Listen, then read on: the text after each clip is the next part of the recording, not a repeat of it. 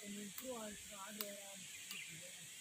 அஸ்வினி வந்து ஆளுங்களை போட்டு அவங்க வர மாட்டாங்க ஒரு கூடயே இருக்கு.